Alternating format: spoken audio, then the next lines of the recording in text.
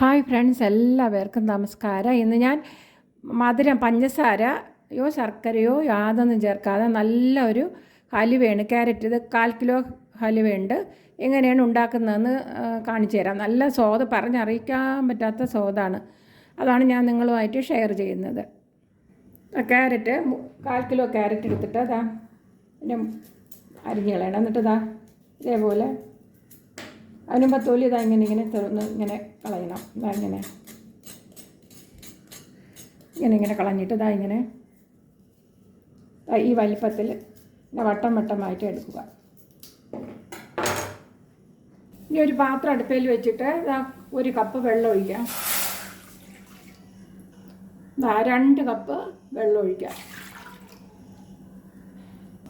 അതായത് 1/2 ലിറ്റർ വെള്ളമാണ്. വെള്ളം നല്ലവണ്ണം വെട്ടി തിളയ്ക്കണം. വെട്ടി തിളയ്ക്കുമ്പോഴേക്കും നമ്മുടെ ഈ ക്യാരറ്റ് ഇതുപോലെ അരിഞ്ഞത് ഇതിലിട്ട് കൊടുക്കാം.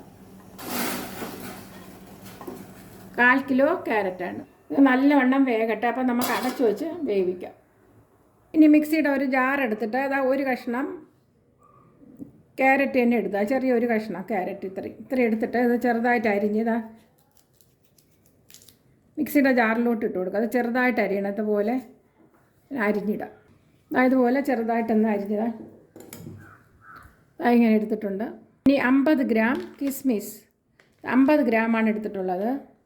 50 ഗ്രാം കിസ്മിസ് തട്ടി കൊടുക്കാം ജാറിൽ.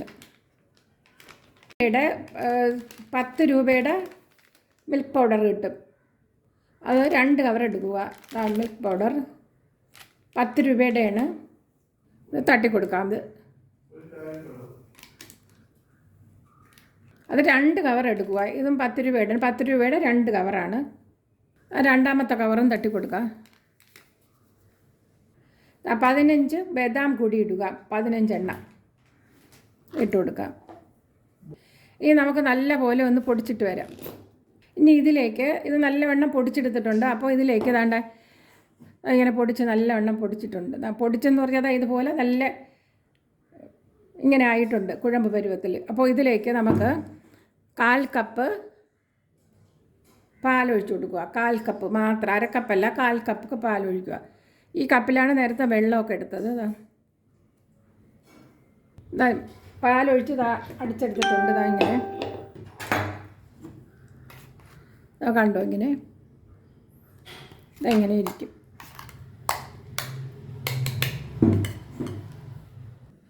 ഇനി ഇതിലേക്ക് ഒരു 1/4 കപ്പ് പാൽ കൂടി ഒഴിച്ചു കൊടുക്കുക. ഒരുമിച്ച് ഒഴിക്കല് 1/4 കപ്പ് വീതം ഒഴിക്കാം, അല്ലെങ്കിൽ തെറിക്കുന്നതാണ്. ഇങ്ങനെ വേണം ഒഴിക്കാം. ഇനി ഇതൊന്ന് അടിച്ചിട്ട് വരാം. ഇങ്ങനെ ഈ രീതിയിൽ അരച്ചെടുത്തിട്ടുണ്ട്. കണ്ടോ, നല്ല മണവും വന്നിട്ടുണ്ട്. ഇത് രുചിച്ച് നോക്കിയാൽ നല്ല രുചിയാണ്. കണ്ടോ.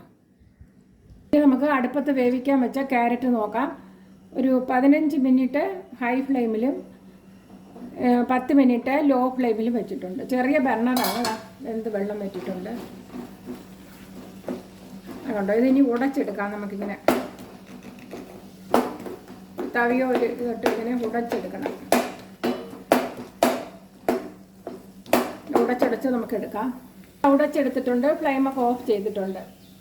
ഇനി ഇരുന്ന് തണുക്കട്ടെ. നമുക്ക് ഇനി ഇത് ഉടച്ചതിനെ നമുക്കൊരു മിക്സിയുടെ ജാറിലോട്ട് കൊടുക്കാം. മിക്സിയുടെ ജാറിലോട്ട് ഇട്ടിട്ട് ഒന്ന് അരച്ചെടുക്കാം.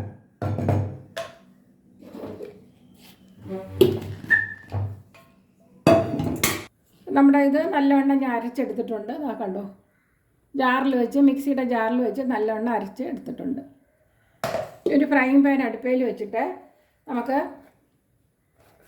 കടയിൽ നിന്ന് വാങ്ങുന്ന പോലത്തെ നല്ല ഹലുവയാണ്. നല്ല ഹലുവ, രുചി ഉള്ള ഒരു ഹലുവയാണ് ഞാൻ ഉണ്ടാക്കുന്നത്. 100 ഗ്രാം നെയ്യ് എടുക്കുക. 100 ഗ്രാം തന്നെ എടുക്കുക. നെയ്യ് ചൂടാക്കുമ്പോഴേക്കും ഫ്ലെയിം കുറച്ച് വെച്ചിട്ട് ലോ ഫ്ലെയിമിൽ വെച്ചിട്ട് നമുക്ക് ഈ അരച്ച് വെച്ചിരിക്കുന്ന ക്യാരറ്റ് തട്ടി കൊടുക്കുക. ഫ്ലെയിം കുറച്ച് വയ്ക്കുക.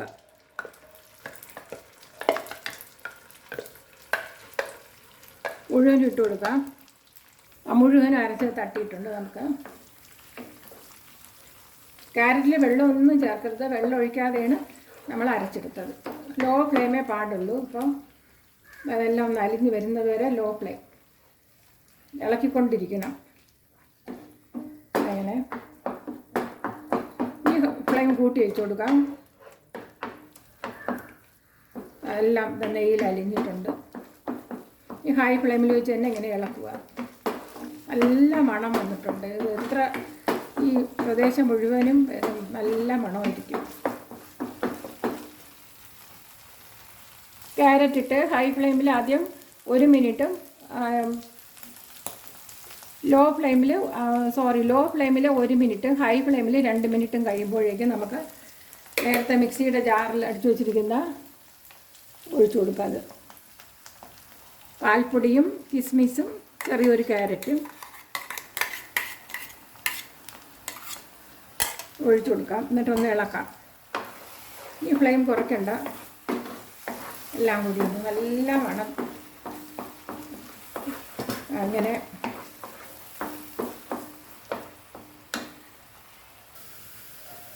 ഓരോ മിനിറ്റ് കഴിയുമ്പോഴും ഇങ്ങനെ ഇളക്കിക്കൊണ്ടിരിക്കുക. ചെറിയ ബർണറിൽ ഹൈ ഫ്ലെയിമിലാണ് വെച്ചിരിക്കുന്നത്. അങ്ങനെ ഓരോ മിനിറ്റ് കഴിയുമ്പോൾ 1 മിനിറ്റ് ഇങ്ങനെ ഇടന്നിട്ട് പിന്നെ ഇളക്കിക്കൊണ്ടിരിക്കുക. ഇത് കഴിയുമ്പോൾ 1 മിനിറ്റ് കഴിയും. 1 മിനിറ്റിന് ഇടയ്ക്കിടയ്ക്ക് ഇങ്ങനെ ഇളക്കുക. നല്ല മണം വന്നിട്ടുണ്ട്. ഇനി ഒരു 3/4 ടീസ്പൂൺ ഏലക്ക പൊടിച്ചത്. ആ ഏലക്കായും കൂടെ ഇട്ടപ്പോൾ അതീവ മണമായിട്ടുണ്ട്. കണ്ടോ? ഇനി നമുക്കിനി ഏലക്കായും കൂടെ ഇട്ടൊന്ന് ഇളക്കി നല്ല